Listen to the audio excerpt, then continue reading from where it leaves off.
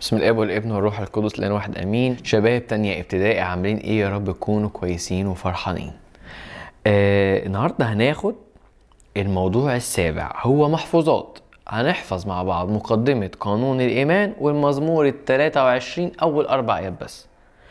قانون الإيمان، انتوا عارفين طبعا قانون الإيمان اللي هو بالحقيقة نؤمن بإله واحد. في بقى مقدمة قانون الإيمان اللي هي في الأجبية بتقول ايه؟ بتقول: نعظمك يا أم النور الحقيقي ونمجدك أيتها العذراء القديسة والدة الإله، لأنك ولدت لنا مخلص العالم، أتى وخلص نفوسنا. المجد لك يا سيدنا وملكنا المسيح، فخر الرسل، إكليل الشهداء، تهليل الصديقين، ثبات الكنائس، غفران الخطايا. نبشر بالثالوث القدوس لاهوت واحد، نسجد له ونمجده. يا رب ارحم، يا رب ارحم، يا رب بارك، آمين. هنشرح كل كلمة معناها ايه. نعظمك يعني نطوبك، سهلة.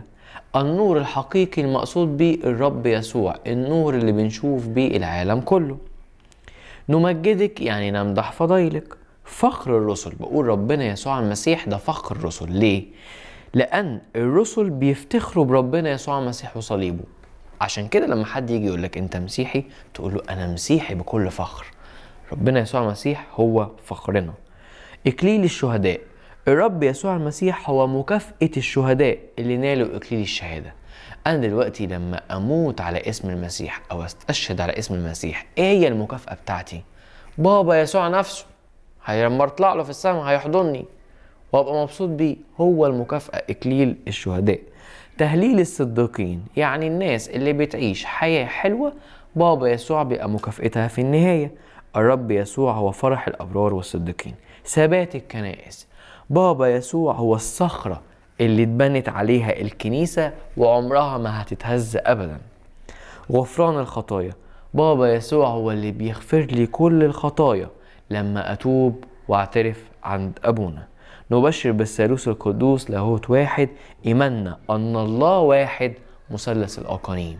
يعني الله واحد مثلث الأقانيم، جوهر واحد لكن 3 أقانيم. زي مينا ده واحد ولا 3؟ واحد. طب مينا عنده عقل؟ طب عنده روح؟ طب عنده جسد؟ طب ال3 دول ايه في مينا الواحد؟ يبقى الله واحد مثلث الأقانيم. عشان كده واحنا بنرشم الصليب بنقول باسم الآب والابن والروح القدس الإله الواحد، آمين. ده مقدمة قانون الإيمان. هناخد بقى مزمور 23 أول 4 آيات حلوين أوي أوي أوي أوي وجمال. دول موجودين في الأجبية في صلاة الساعة 3 في المزمور الثاني. بيقول إيه؟ الرب يرعاني فلا يعوزني شيء، في مراع خضر يربدني، إلى مياه الراحة يوردني، يرد نفسي يهديني إلى سبل البر من أجل اسمه. أيضا إذا سرت في وادي ظل الموت لا أخاف شرا، لأنك أنت معي، عصاك وعكازك هما يعزيانني. وفي ترنيمة حلوة قوي يا ولاد بتقول إيه؟ بتقول المزمور ده بتقول إيه بقى الترنيمة؟ أتمنى أن كلكم تدخلوا وتسمعوها. بتقول: الرب يرعاني فلا يعوزني شيء، الرب يرعاني فلا يعوزني شيء، في مراع خضرة يربدني، لمياه الراحة يوردني، يرد نفسي يهديني إلى سبل البر من أجل اسمه. إن سلكت في وسط ظلال الموت، إن سلكت في وسط ظلال الموت، لا أخاف شرا لأنك أنت معي، لا أخاف شرا لأنك أنت معي، عصاك وعكازك هما يعزيانني. سهلة؟ سهلة. نتمنى ان انتوا كلكم تحفظوا الترنيمة دي عشان بالمرة تحفظوا المزمور. طيب ايه بقى معنى الكلمات الرب يرعاني؟ يعني ايه الرب يرعاني؟ يعني الرب يسوع يهتم بكل احتياجاتي. اللي انا عايزه بابا يسوع عارفه وهيجيبهولي في الوقت المناسب. لا يعوزني شيء، يعني انا خلاص مش محتاج حاجة تاني. في مراع خضرة يربدني، يعني وصايا الكتاب المقدس. لما اقعد اقرا كتاب مقدس ده المكان اللي بابا يسوع بيغذيني فيه. الى مياه الراحة يوردني، يعني المعمودية. يرد نفسي يعني ينعش نفسي. عارفين لما تبقى جاي تعبان كده ومتضايق ومخنوق وتاكل أكلة حلوة بعد كده تستحمى وتقعد تتفرج على حاجة حلوة انت بتحبها، ده معناه ينعش نفسي، يرد نفسي. يهديني إلى سبل البر يعني الفضيلة، يعني لما اتعلم الصدق ده فضيلة، لما اتعلم الصلاة ده فضيلة، لما اتعلم الصوم ده فضيلة.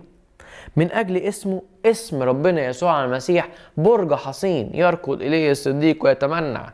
يعني اللي يحفظ اسم ربنا يسوع ويقوله دايما أكنه قاعد في برج محدش يقدر يأذيه أبدا.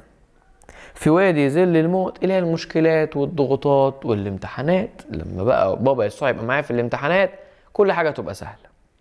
عصاك الراعي بيطرد الحيوانات المفترسة بعيد عشان ما تأذيش الغنم بتاعه.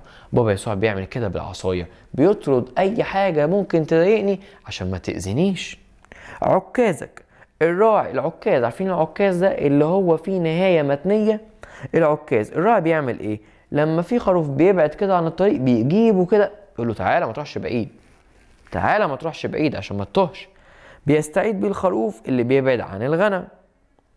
بابا يسوع بيعمل كده لما يلاقيني بعدت او ما روحتش مدارس الاحد او ما روحتش القداس او ما بذاكرش ومصاحب ناس مش كويسه، يقول لي تعالى ما تبعدش عن طريقي عشان تفضل فرحان ومبسوط.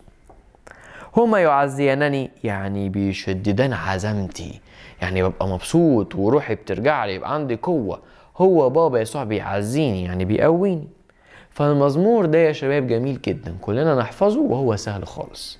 كده نبقى خلصنا مقدمة قانون الإيمان، وخلصنا المزمور 23 أول 4 آيات اللي قلنا عليه. المزمور الثاني في صلاة الساعة الثالثة نحفظهم، مش عشان بس الامتحانات، عشان كمان وإحنا بنصلي نصلي بيهم. ربنا معاكم يا حبايبي ويفرحكم. ذاكروا كويس، الامتحانات قربت. ولاد ربنا دايما معروفين إن هم ناجحين، والمجد لله دائما أبديا آمين.